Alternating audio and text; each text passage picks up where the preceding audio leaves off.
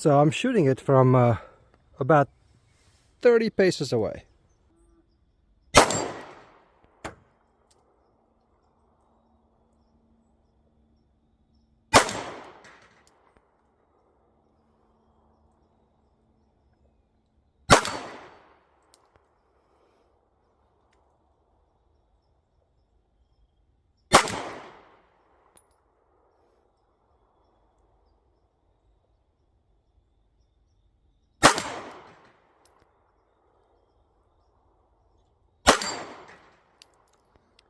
And like we see every time, the last round likes to jam.